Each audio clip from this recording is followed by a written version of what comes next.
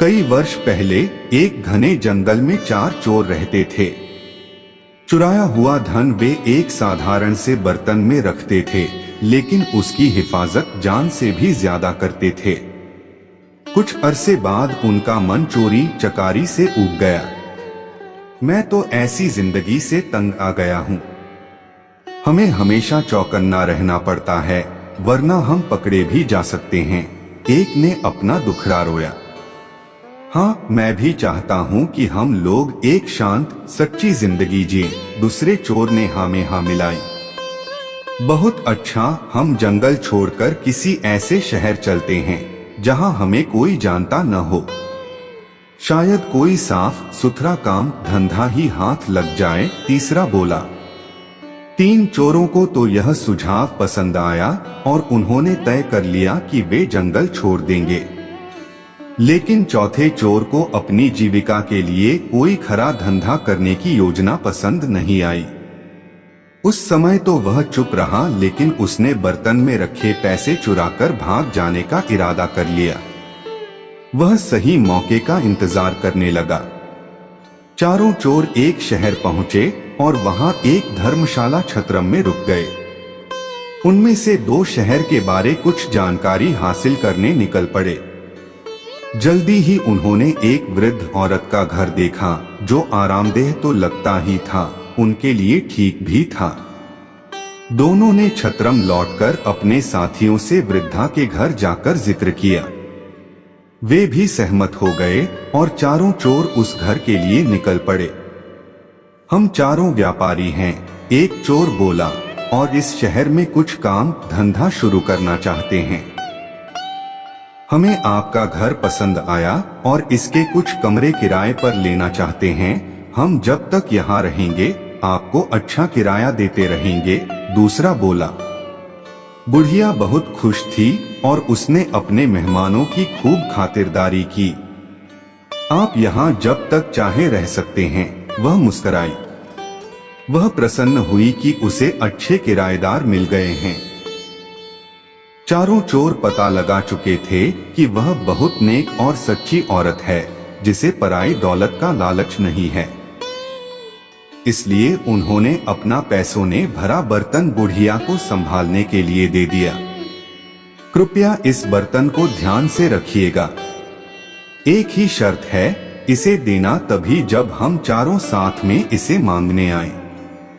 ठीक है, बुढ़िया ने बर्तन लेते हुए कहा।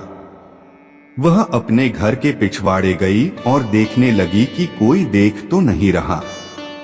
जब उसे तसल्ली हो गई तो उसने जमीन खोदकर उसमें बर्तन डाला और उसे वापस मिट्टी से ढक दिया।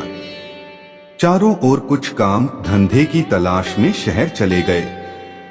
जल्दी ही वे काफी थक गए और बुढ़िया के घर से कुछ ही दूरी पर खड़े वटवृक्ष के नीचे बैठकर सुस्ताने लगे। तभी एक औरत लस्सी बेचती हुई वहां से निकली। चारों ने थोड़ी लस्सी खरीदने का निश्चय किया।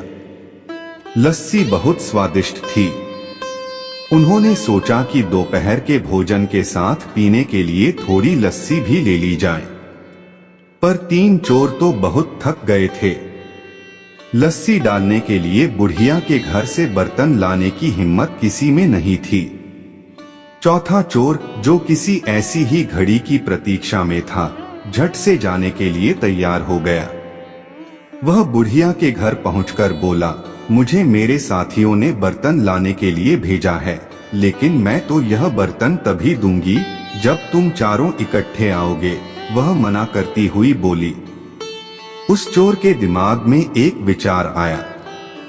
मेरे साथी यहाँ से कुछ ही दूर केले के पेड़ तले बैठे हैं, आप खुद ही पूछ ले, उसने राय दी। बुढ़िया घर से बाहर निकली। उसने तीनों को पेड़ के नीचे बैठे हुए देखा। क्या आपने अपने दोस्त को बर्तन लाने भेजा है? वह चिल्लाई। जी, कृपया उसे दे दीजिए, तीनों चोरों ने जवाब दिया। बुढ़िया ने सोचा कि उन्हें अपना बर्तन किसी कार्य हेतु चाहिए होगा, जो उन्होंने अपना विश्वसनीय साथी भेजा है। उस चोर को फावड़ा देती हुई वह बोली कि पिछवाड़े से खोदकर बर्तन निकाल ले। इतना कहकर वह अपने घर के कामों में उलझ गई। चोर ने बर्तन निकाला और चुपके से पिछले दरवाजे भाग खड़ा हुआ। इस बीच उसके दोस्त चिंतित हो रहे थे। काफी वक्त बीत चुका था और उनके साथी का कुछ पता नहीं था। तीनों बुढ़िया के घर गए। हमने अपना साथी एक बर्तन लाने भेजा था। वह कहाँ है? उन्होंने पूछा। मैंने तो बहुत पहले ही उसे बर्तन खोदने के लिए कुदाली दी थी। उसने आपको बर्तन नहीं दिया? बुढ़िया हैरान थी। तीनों चोर समझ गए कि उनके साथी ने उन्हें धोखा दिया है। हमने आपको कहा था कि बर्तन तभी देना जब हम चारों आपके पास आए। आपने हमारी बात नहीं मानी। हमें लगता कि हमारे साथी ने आपके साथ मिलकर हमारा पैसा हथियाने का षड्यंत्र रचा है, वे बोले। बुढ़िया बहुत दुखी हुई। वे तीनों उसे शहर के न्यायाधीश के पास ले गए और उसकी शिकायत की।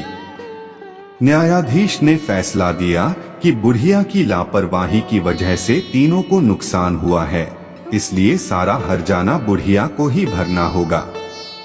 बुढ़िया रोती हुई घर लौट आई। इस बीच राजा और उसका मंत्री वेश बदलकर अपनी प्रजा की परेशानियां जानने शहर के दौरे पर थे। इस बात का किसी को भी पता नहीं था। बुढ़िया को देखकर वे रुक गए और उसके रोने का कारण पूछने लगे। उसी समय आसपास ही कुछ लड़के खेल रहे थे और उनका अगुआ था रामन। बुढ़िया की दुख भरी कहानी उसने भी सुनी। भगवान करे उन तीनों को तुम्हारे साथ ऐसा सुलूक करने की सजा मिले, रामन बोला। यह सुनकर राजा और उसका मंत्री बहुत हैरान हुए। उन्होंने रामन से पूछा कि क्या वह इस मामले का फैसला कर सकता है। रामन ने आत्मविश्वास के साथ सिर हिलाया और कहा कि वह अपना फैसला राजा के दरबार में ही सुनाएगा। अगले दिन महल में दरबार लगा। रामन न्यायाधीश के आसन पर बैठा था। उसने चोरों की कहानी सुनी। तुम्हारी शर्त यही थी न कि बुढ़िया वह बर्तन तुम्हें तभी दे जब तुम चारों उसे लेने आओ? रामन के प्रश्न पर तीनों ने हामी भर दी। बहुत अच्छा, वह शर्त पूरी करने के लिए तैयार है। पर यहाँ तो तुम सिर्फ 3 हो। जाओ अपना चौथा साथी लेकर आओ जिससे शर्त पूरी की जा सके, रामन ने आदेश दिया। शाबाश, क्या फैसला दिया है? राजा ने रामन की भूरी भूरी प्रशंसा की। तुम छोटे हो पर हो समझदार। आज से तुम मर्यादा रामन के नाम से जाने जाओगे और हमारे दरबार में ऐसे मुकदमों के फैसले किया करोगे।